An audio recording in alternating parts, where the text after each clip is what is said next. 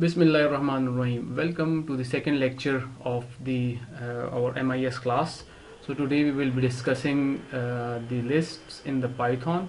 But before going to the list, let me briefly tell you what we are going to do and from where we are accessing the data. So this is basically the IBM Cognitive Class Studio, and we are here in the Applied Data Science with Python series, a track for the data scientist.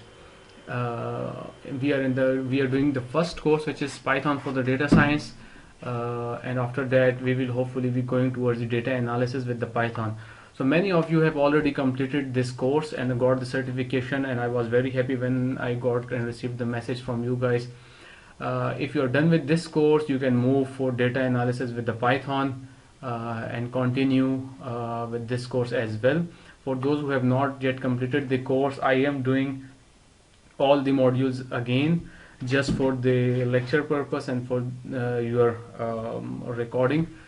So let's move to our lab. So our lab is in the module 2. If you go and enter the Python for data science, which is the first course, you will enter into the lab and modules of the Python for data science. So module 1 are the basics, just the expressions and first program and printing. We are in the module 2, and in module 2, in the last class, we covered the lists and the tuples, or the tuples only.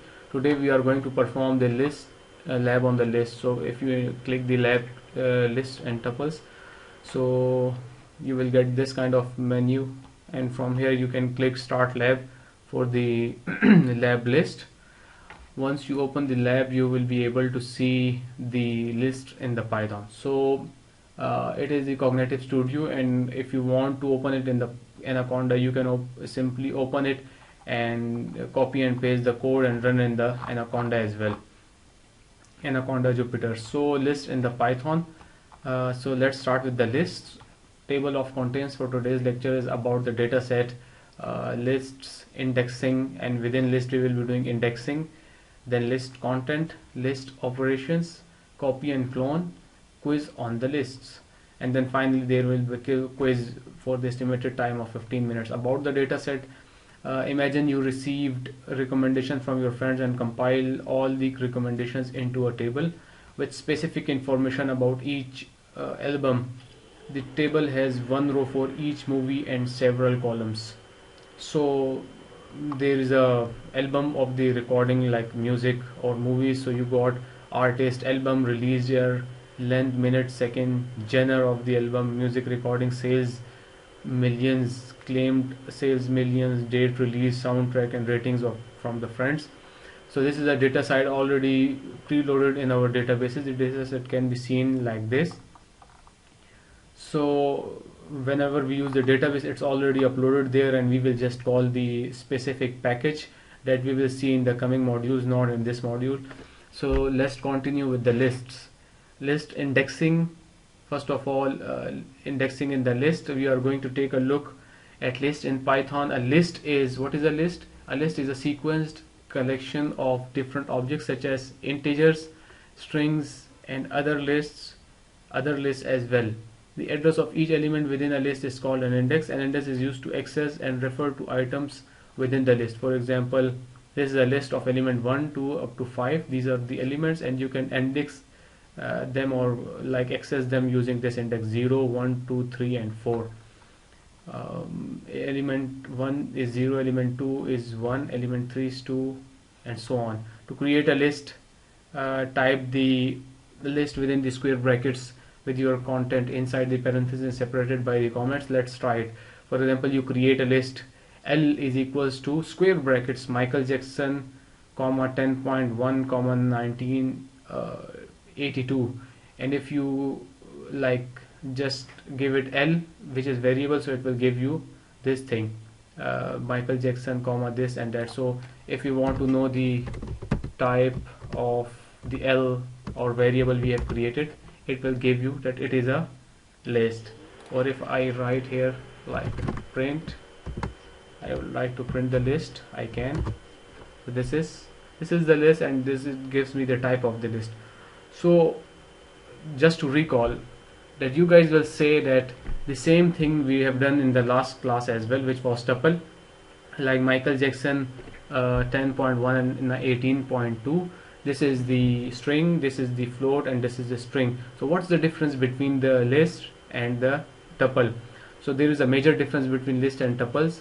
Basically, list is mutable, you can make changes in the list, and the tuple is immutable, you cannot change the tuple, the elements of the tuple, and you will see this in the example coming in the lecture. So as you know, the list, we can move forward, we can use negative and regular indexing with a list. For example, in the last lecture we have seen that the first element is accessed using 0, the second one 1, and the third one is 2. Similarly, we can use the negative indexing, and which is the last elements can be accessed using -1, the middle one -2, and the first one -3. Let's see, L-1, L-2, and L-3. So print the same element using negative and positive indexing. L0 is same as L-3, L1 is same as L-2, and L2 is same as L-1. So let's see what it is going to print for us.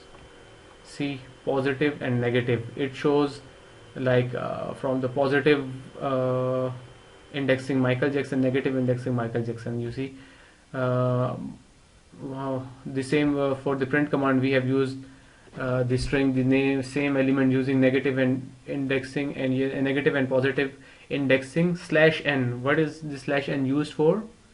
We have seen it in the first module. It is used for the next line. So you see the same element using negative and positive indexing. /n means next line, positive, comma L0, then /n next line, negative, L-3, which is same, and so on. Similarly, list contents. List can contain string, floats, and integers. We can nest other lists, and we can also nest tuples and other data structures. The same indexing conventions applies. So it says that within a list we can have strings, we can have floats, we can have integers, we can have a nested list, like list within a list, and we can have tuples as well, or tuples as well. I have already run the code. Let's see, run it again. So if I want to know the, let's suppose I call it list x is equals to this. Okay, so now it stores this in a variable x. So I will say print x. Now it will print the list for me, and then I will say what is the length of the list x. So length is 5. How it is 5? 1, 1, 2, 3. The nested list is considered as 1, as we have seen previously, and the tuple is also considered as 1. Let's see, for example, I want to like access the second element of this list within a list. So how I will access? I will say x, this one is on the 0, 1, 2, 3, so this is 3, for example x3. I will say print x3.